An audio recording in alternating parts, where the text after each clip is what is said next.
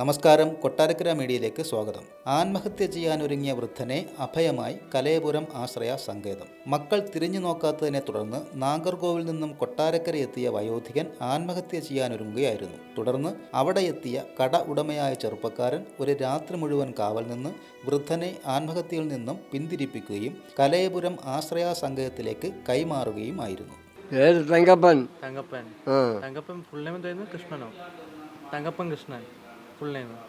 അച്ഛൻ്റെ വീട്ടിലാരൊക്കെ ഉണ്ടായിരുന്നു? മക്കളും ഞാനും ഉണ്ടായിരുന്നു. എത്ര മക്കളായിരുന്നു? 3 മക്കള്. പിന്നെ ഭാര്യയുടെ പേരെന്തായിരുന്നു? ആരുമില്ല. ഇല്ല. പേരെന്തുവായിരുന്നു? കമലാബായി. കമലാബായി. ഭാര്യയോടെ പോയി?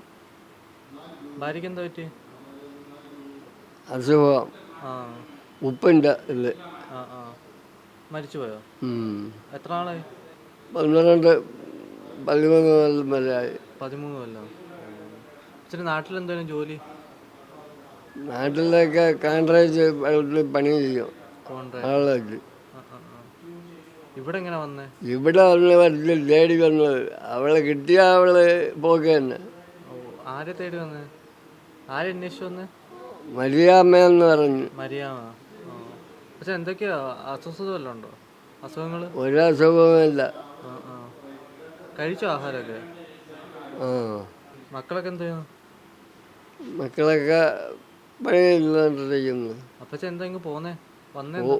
പോകുന്നത് പറഞ്ഞ പിള്ളേർ കേൾക്കില്ല.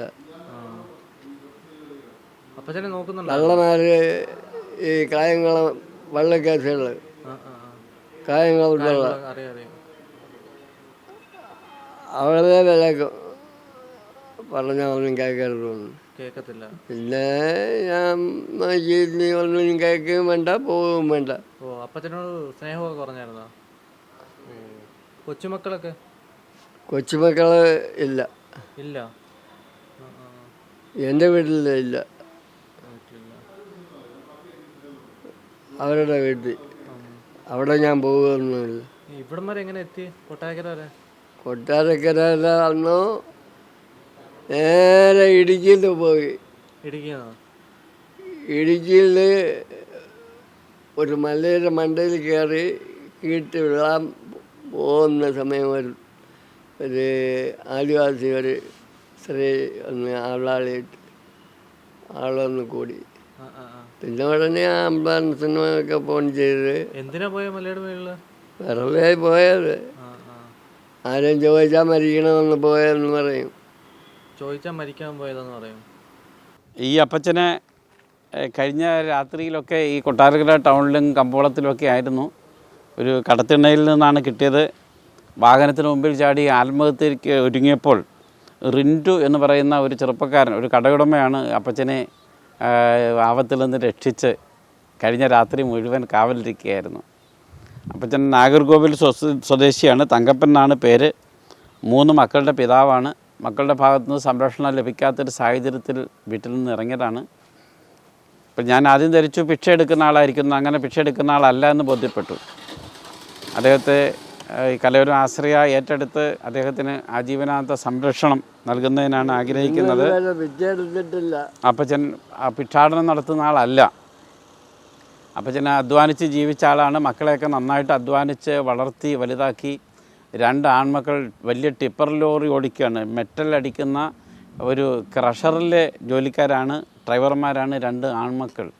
ഒരു മകളുമുണ്ട്. അപ്പോഴേ കാര്യങ്ങളൊക്കെ ചോദിച്ചറിഞ്ഞതിൽ വളരെയേറെ സങ്കടമുണ്ട്.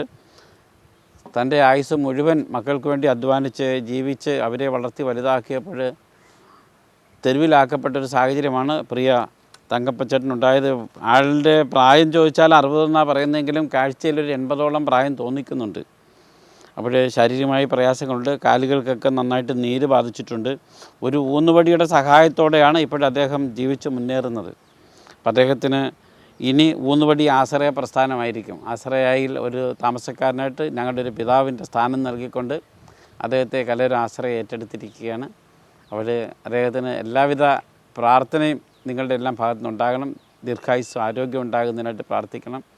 ഒരുപക്ഷെ മക്കളുടെ മനസ്സ് മാറി അദ്ദേഹത്തെ വീട്ടിലേക്ക് കൂട്ടിക്കൊണ്ടു പോകത്തക്കവണ്ണം ഒരു മാനസികാവസ്ഥ അവരുടെ മക്കൾക്കുണ്ടാകുന്നതിനായിട്ടും നമ്മൾ പ്രാർത്ഥിക്കേണ്ടതുണ്ട്. കാരണം ഇങ്ങനെ വയസ്സുകാലത്ത് മാതാപിതാക്കളെ തെരുവിലാക്കുന്നത് നല്ല പ്രവണതയല്ല.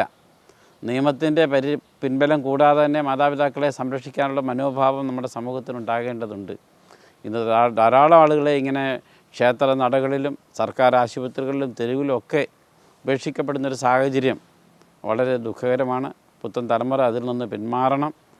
നമ്മളെ വളർത്തി വലുതാക്കി നമ്മളാക്കിയ നമ്മുടെ മാതാപിതാക്കൾക്ക് വയസ്സുകാലത്ത് കൈകാലുകളുടെ ബലം കുറയുമ്പോൾ, കണ്ണിൻ്റെ കാഴ്ച നഷ്ടപ്പെടുമ്പോൾ, ശരീരത്തിൻ്റെ സൗന്ദര്യം കുറയുമ്പോൾ അവരെ നമ്മൾ അറവുമാടിനെ തള്ളുന്ന പോലെ തള്ളാൻ പാടില്ല. കറവ തീരുമ്പോൾ പശുവിനെ പിന്നീട് അതിന് കാടിയും കഞ്ഞിയും ഒന്നും കാര്യമായിട്ട് കൊടുക്കില്ല. അവരെ പിന്നെ അറവുശാലയിലേക്ക് നടത്തുന്നൊരു സാഹചര്യമാണ് കാണുന്നത്. അത്തരത്തിൽ നമ്മുടെ മാതാപിതാക്കളെ പടിതള്ളുന്ന ഈ ഒരു സാഹചര്യം മാറേണ്ടതുണ്ട്. നമ്മുടെ നാട്ടിലെ സംസ്കാരം തന്നെ മാറണം. അവരാണ് കാണപ്പെട്ട ദൈവം. മാതാപിതാ ഗുരു ദൈവം എന്ന ആപ്തവാക്യം അപ്പോൾ നമ്മുടെ ഓർമ്മയിൽ വരണം. പഴുത്തല വീഴുമ്പോൾ പച്ചില ചിരിക്കുമെന്ന് കേട്ടിട്ടുണ്ട്. നമ്മളും നാളെ പഴുക്കേണ്ടുന്ന ഇലകളാണ്. അതുകൊണ്ട് നാളെ നമുക്ക് ഈ ദുർഗതി ഉണ്ടാകാതിരിക്കുന്നതിന് നമ്മുടെ മാതാപിതാക്കളെ കൈവെള്ളയിൽ അവരെ പൊന്നുപോലെ സംരക്ഷിക്കാനുള്ളൊരു മനോഭാവം പുത്തൻ തലമുറയ്ക്കുണ്ടാകണമെന്ന് വിനീതമായി അപേക്ഷിക്കുന്നു.